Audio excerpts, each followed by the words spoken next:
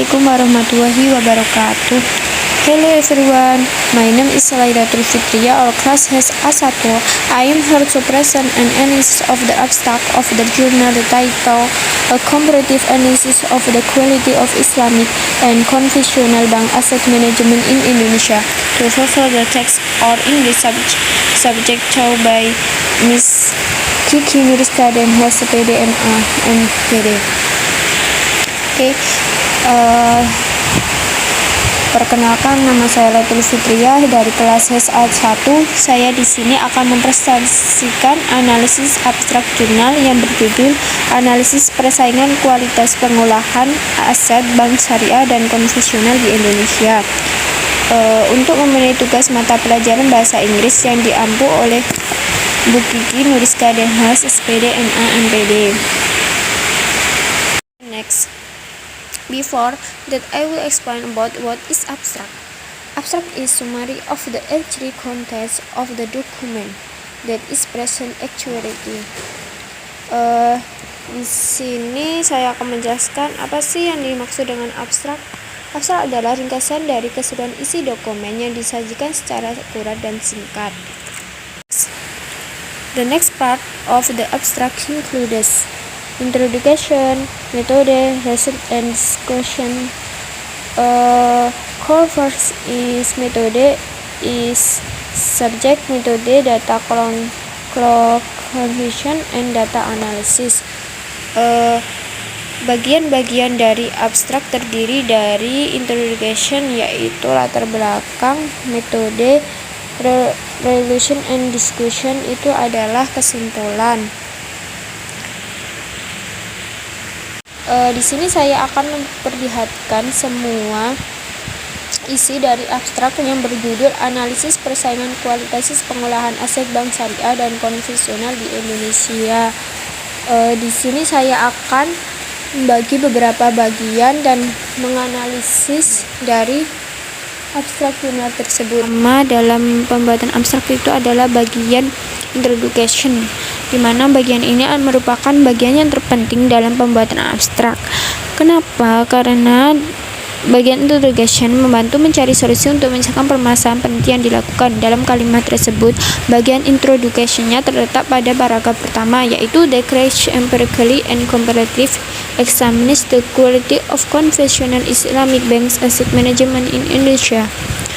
Dalam penelitian ini secara empiris dan komparatif meneliti kualitas manajemen aset bank konvensional dan syariah di Indonesia.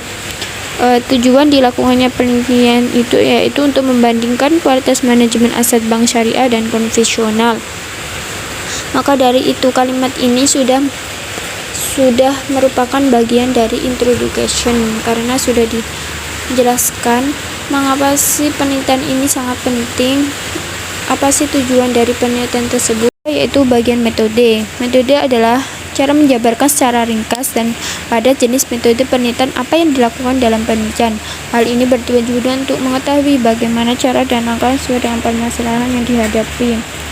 Dalam kalimat ini dijelaskan bahwa metode yang digunakan adalah the Camel method, which used to evaluate the quality level of the bank's asset management. Disebutkan metode yang digunakan adalah metode Camel, yaitu capital asset management, earning, dan liquidity. Digunakan untuk mengevaluasi tingkat kualitas manajemen aset bank, sedangkan analisis regresi berganda kemudian diadopsi untuk mengeksplor faktor-faktor penentu kualitas manajemen aset bank. Dalam kalimat tersebut sudah termasuk dalam bagian metode, karena peneliti menggunakan metode Camel dalam penelitian tersebut. Yaitu bagian hasil penelitian atau kesimpulan. Hasil penelitian itu menjabarkan hasil penelitian yang dilakukan menjadi kaidah yang harus dijabarkan terkait dengan penelitian yang dilakukan. Jelas secara umum saja. Dalam kalimat tersebut bagian kesimpulannya yaitu dalam kalimat the study proved that the Islamic banks have a better asset management quality. Hasil penelitian ini menunjukkan bahwa bank syariah memiliki tingkat kualitas manajemen aset yang lebih baik dibandingkan dengan pesaingnya, yaitu bank konvensional. Bank-bank syariah juga terbukti memiliki tingkat kualitas yang lebih baik dalam mengelola risiko, terutama risiko pembiayaan. Jadi hasil penelitiannya ini sudah termasuk dalam bagian-bagian menulis abstrak dengan baik dan baik. Teman-teman, dapat disimpulkan bahwa penulisan abstrak jurnal ini sudah sesuai dengan penulisan abstrak pada umumnya, yaitu di dalam abstrak ini sudah terdapat 4 bagian abstrak, yaitu introduction, metode, relation, and discussion.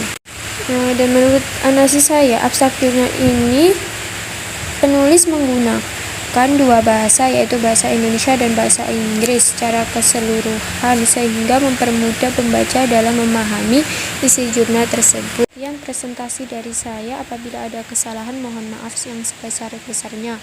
Wassalamualaikum warahmatullahi wabarakatuh.